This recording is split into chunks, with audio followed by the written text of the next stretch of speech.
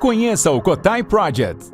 O Cotai Project pretende desenvolver um ecossistema financeiro global que dará 100% de anonimato, liberdade geográfica e financeira para todos os usuários de criptomoedas do mundo.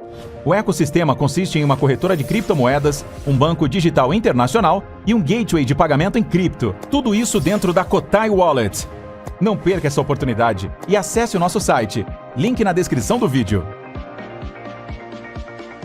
Mas o que mais me interessa o que mais me fascina é que por trás de todo naufrágio tem uma história. Tem a história. A história que é legal. Aconteceu alguma coisa para aquele barco estar ali. Ele não foi construído e afundado ali. Aconteceu alguma coisa que colocou ele naquela situação.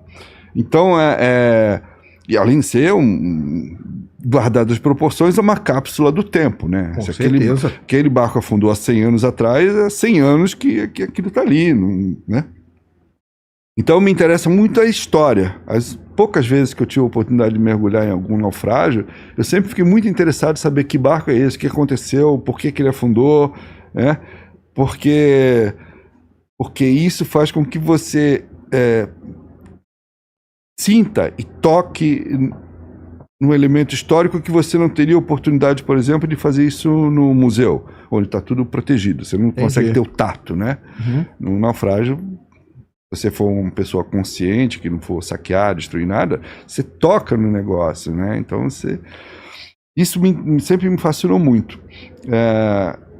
O que aconteceu que levou àquela situação? Qual o mais legal que você já viu, assim? Que você já teve? Não, eu mergulhei em poucos. Mergulhei alguns no Caribe, mergulhei aqui no Brasil, já mergulhei alguns que foram afundados, inclusive, de propósito, para servir de atrativo para mergulhador, que é muito legal do mesmo jeito, porque tem a história do mesmo jeito, né? Não houve uma tragédia, mas houve todo o histórico do barco, né? Que barco é aquele?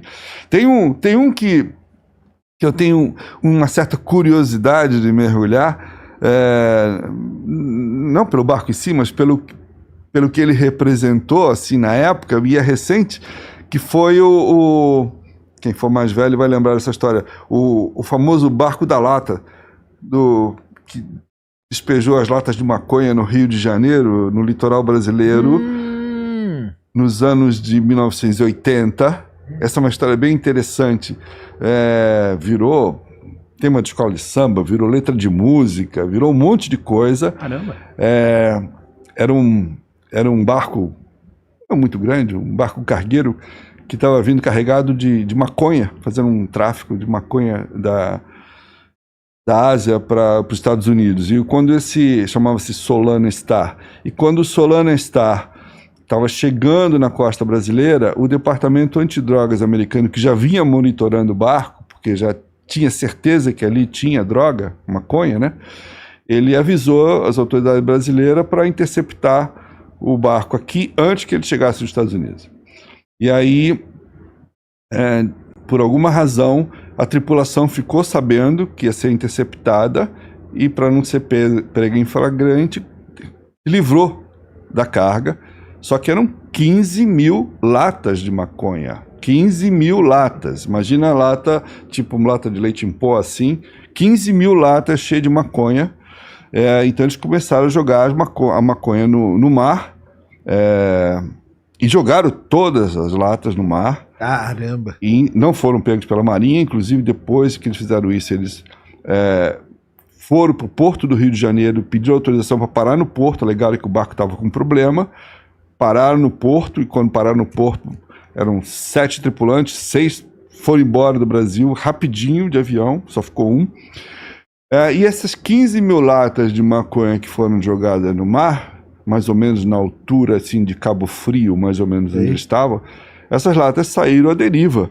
E essas latas, dias depois, começaram a chegar nas praias de São Paulo, principalmente, e do Rio, sobretudo. Caramba! E aí começou a chegar as latas de maconha na praia. Imagina o que foi isso, né?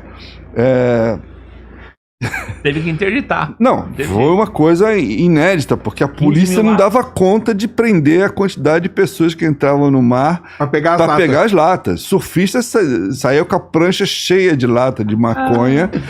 E daí veio a expressão, que depois ficou bastante popular, que é da lata. Da lata era coisa boa, porque a maconha que estava naquele barco era da excepcional melhor qualidade. Na época que a maconha... E deu pra usar? Na Você época, dá que a maconha? na época que a maconha brasileira era uma porcaria, de repente começou a chegar uma maconha muitíssimo melhor, de graça, né? E na praia. E aí virou o verão da lata. O auge foi no verão, se não me engano, 87, se não me engano. 87, 88. Virou o verão da lata e assim, sobrava maconha todo canto. O Rio de Janeiro teve festas homéricas, assim, regadas a maconha da lata. Maconha da lata. Então quer dizer que a maconha ficou boa ainda ali.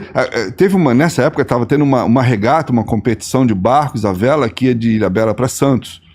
Uma regata tradicional, famosa, não sei o quê. Na metade dos barcos não terminaram a regata, porque a hora que eles viram que tinha lata de maconha, eles esqueceram a regata e foram pegar as latas.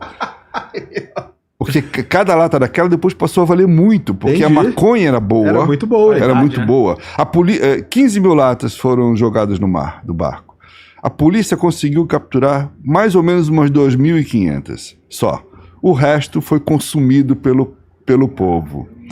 E o Solana Star, o barco onde estava toda essa maconhada, ele ficou no porto no Rio de Janeiro, e aí quando a história veio a público, prenderam o único tripulante que estava lá e confiscaram o barco. O barco foi confiscado, o dono do barco alegou que não sabia, mas enfim, perdeu o barco. O barco foi confiscado, depois o barco foi a leilão. 3 anos depois o barco foi a leilão, foi comprado por um cara do Rio de Janeiro que queria transformar ele num iate, depois o cara desistiu da ideia e vendeu para uma empresa de pesca, transformou ele num barco pesqueiro. E na primeira viagem que o barco fez como barco pesqueiro, ele afundou. Caramba! E afundou exatamente na mesma região da maconhada, da região de Cabo Frio. Exatamente. Bem estranho, Por uma ironia do destino, ele afundou naquele local. Morreu, inclusive, alguns tripulantes na ocasião. E o barco afundou e está lá. E hoje em dia ele é visitado por mergulhadores, ele faz parte do turismo subaquático lá, de mergulhadores.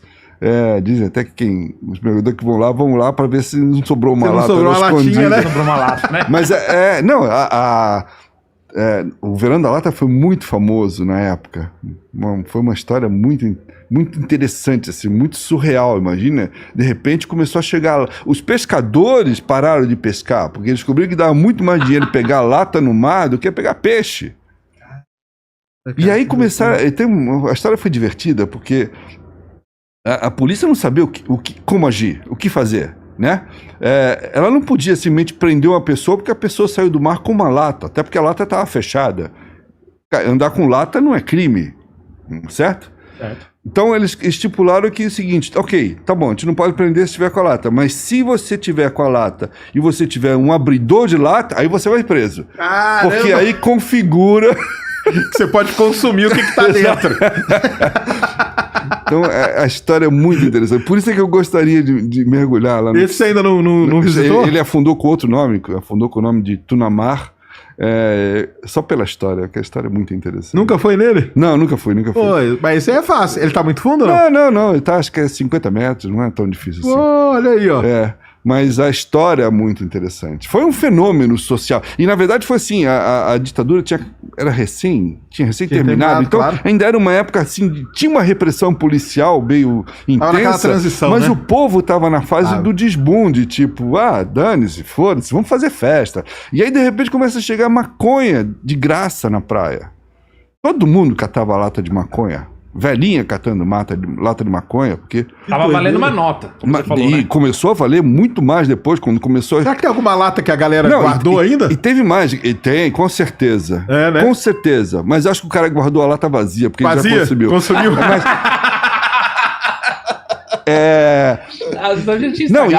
E teve outro fenômeno também, porque naquela época, os traficantes, por exemplo, do Rio de Janeiro, ficaram putos da vida, porque acabou o negócio deles. Claro. Ninguém mais ia comprar fumo na praia. Ninguém ia comprar mais fumo na boca de fumo, porque vinha maconha de graça na praia, né? E aí eles tiveram que melhorar a qualidade da maconha para poder competir com a maconha da lata. Nada então, com concorrência, né, Então, cara? na verdade, para os maconheiros da época, aquilo foi um ótimo negócio, porque a qualidade da maconha nacional melhorou muito por causa da concorrência. Você vê a história interessante por trás do... E querendo ou não mudou, né? Dizem que até hoje grande parte da droga no Brasil, sobretudo, chega por ali, né? Chega por Santos, ou chega pelo Rio de Janeiro aí também. Ela sai com certeza. E sai, né? Sai com certeza. Hoje em dia, o mar é o principal escoadouro do tráfico de drogas no mundo. E é mais difícil de fiscalizar do que mais difícil do que aeroporto, não é? É, né? Mais difícil, porque tudo bem, você pode pousar um avião pequeno num campo, mas olha o tamanho de uma costa de um país. Você para um barco onde você quiser, né? Ele descarrega, né? Então, a minha intuição é que de cada um caso onde é feita a apreensão de droga sendo contrabandeada pelo mar, outras 9 passam.